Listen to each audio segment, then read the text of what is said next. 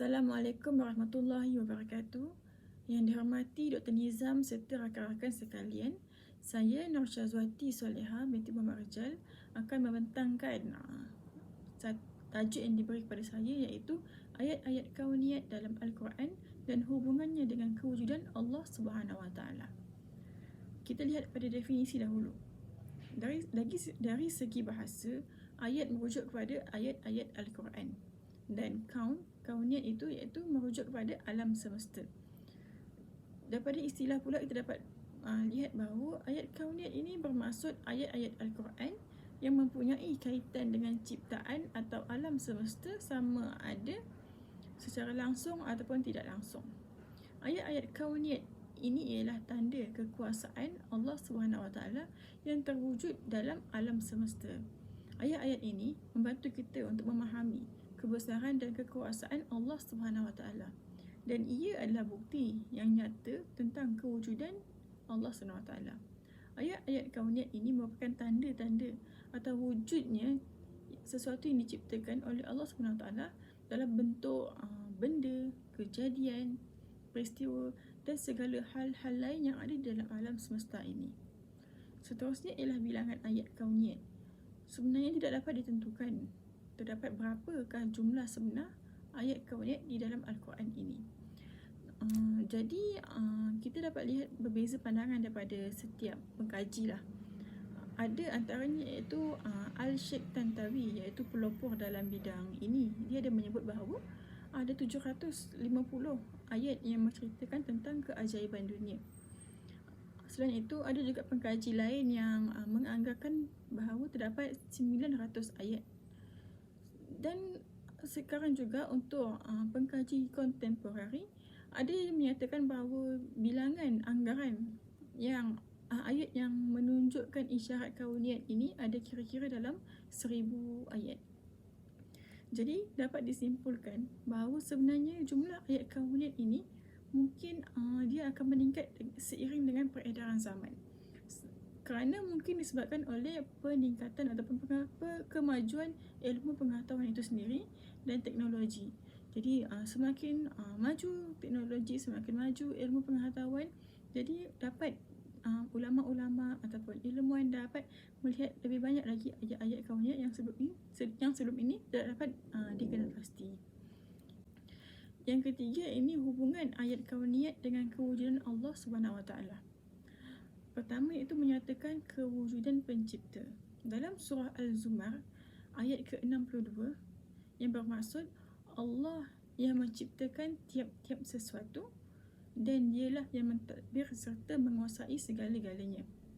Dalam ayat kauniyat ini dinyatakan bahawa Allah SWT adalah yang mencipta segalanya, dan yang ada di langit dan di bumi termasuklah manusia itu sendiri. Malah Allah jugalah yang mentadbir perjalanan alam semesta ini dari sekecil-kecil zarah sehingga sebesar-besarnya.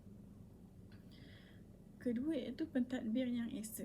Dalam surah Al-Anbiya ayat yang ke-22 yang bermaksud kalau ada di langit dan di bumi Tuhan-Tuhan yang lain daripada Allah, nescaya rosaklah pentadbiran kedua-duanya. Maka bertauhidlah kamu kepada Allah dengan menegaskannya, Allah Maha Suci, Tuhan yang mempunyai arash dan apa yang mereka sifatkan. Ini menyatakan bahawa kewujudan Allah SWT sebagai zat yang Maha Esa lebih terselah melalui andaian sekiranya terdapat Tuhan, nescaya akan musnahlah pentadbiran langit dan bumi ini. Ini kita dapat melihatlah secara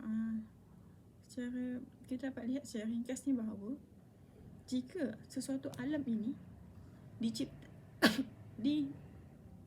dikuasai oleh dua Tuhan, maka musnahlah alam ini kerana berbeza pandangan dan sebagainya.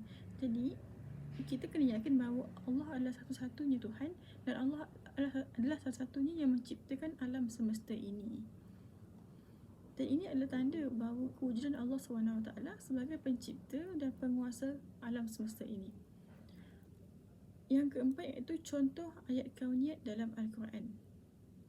Jika dilihat, ayat kauniyat menunjukkan kekuasaan dan kesempurnaan Allah SWT. Jadi pemahaman akan ayat kauniyat ini pada akhirnya akan menghantar manusia ataupun menzahirkan manusia penyerahan diri, ketundukan dan rasa takut kepada Allah Subhanahu Wa Taala. Satu, ayat berkenaan dengan penciptaan alam. Dalam surah Al-Anbiya ayat yang ke-30 yang bermaksud, dan apakah orang-orang kafir tidak mengetahui bahawasanya langit dan bumi itu keduanya dahulu adalah sesuatu yang padu. Kemudian kami pisahkan antara keduanya, dan dari air kami jadikan segala sesuatu yang hidup, maka mengapakah mereka tidak juga beriman? Dalam Al-Quran telah menerangkan lebih 1400 tahun dahulu tentang penciptaan bumi yang menyangkal teori Big Bang oleh saintis barat. Kita dapat ketahui bahawa saintis-saintis barat menyatakan kewujudan dunia ini adalah disebabkan oleh teori Big Bang. Tetapi di dalam Al-Quran pada 1400 tahun dahulu sebelum wujudnya saintis-saintis barat, sebelum wujudnya sains ini, telah ternyata dalam Al-Quran bahawa dalam surah Al-Anbiya inilah ayat yang ke-30 menyatakan bahawa bahawasanya langit dan bumi itu adalah kedua-duanya sesuatu yang padu, kemudian akan memisahkan mereka keduanya dari air dan jadikan segala sesuatu yang hidup. Jadi ini menjelaskan bahawa alam semesta dan segala sistem suria, bintang-bintang, planet dan sebahagiannya diciptakan oleh zat yang maha hebat, iaitu Allah Subhanahu Wa Taala. Yang kedua iaitu fenomena malam dan siang. Kita dapat lihat dalam surah Fusilat ayat ke-37 dan surah Yasin ayat ke-37 yang bermaksud untuk surah Fusilat, dan di antara tanda-tanda kekuasaannya ialah malam, siang, matahari dan bulan.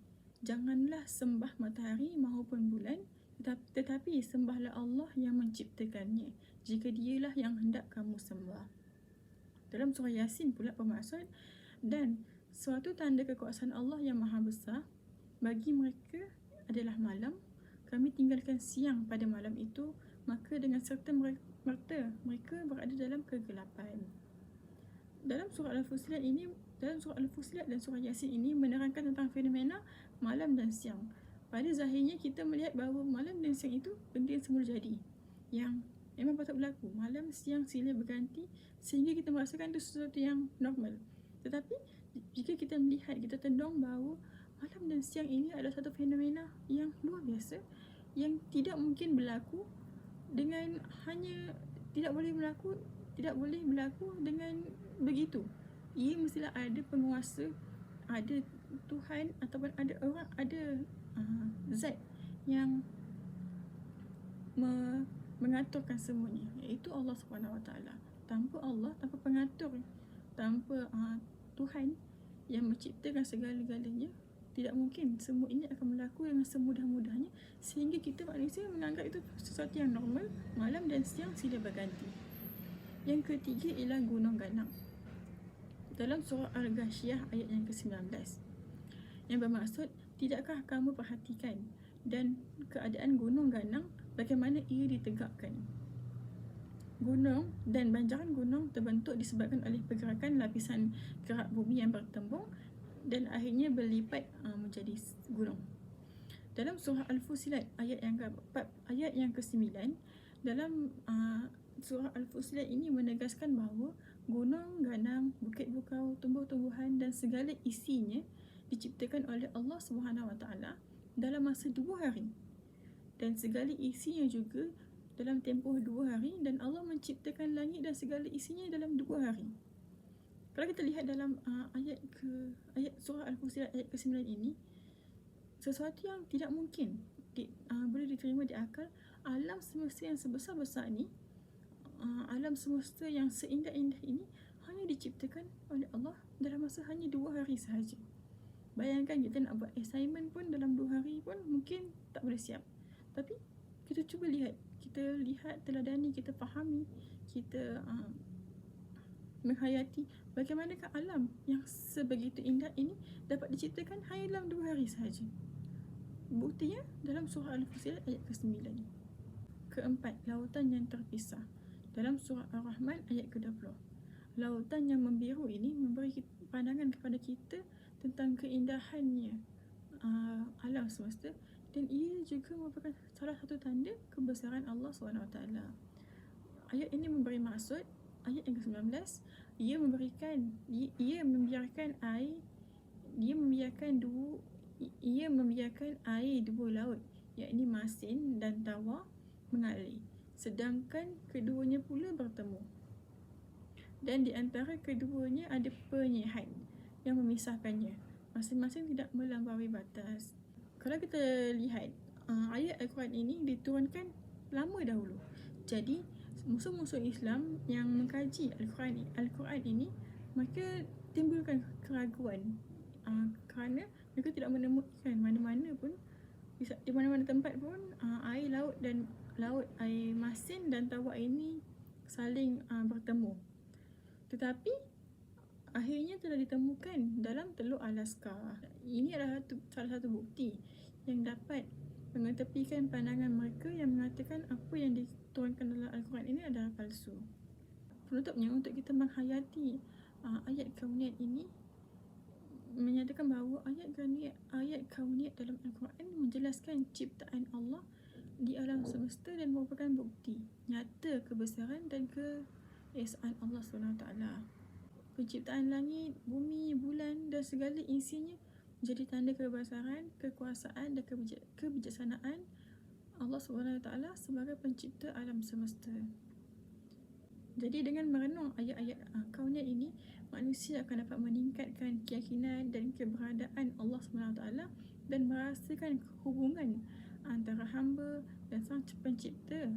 Dan dengan demikian, ayat-ayat kauniyat tidak hanya menggambarkan fenomena alam, tetapi ia juga mengajak manusia untuk mendalami ataupun memahami tentang keberadaan Allah dalam segala aspek kehidupan. Jika kita melihat pada alam, kita akan merasa zahirkan diri untuk mengingati Allah, untuk mengagungkan kekuasaan Allah SWT. Jadi ini adalah akhir daripada pembentangan saya mengenai ayat kauniyat dan hubungannya dengan keberadaan Allah SWT. Sekian, terima kasih.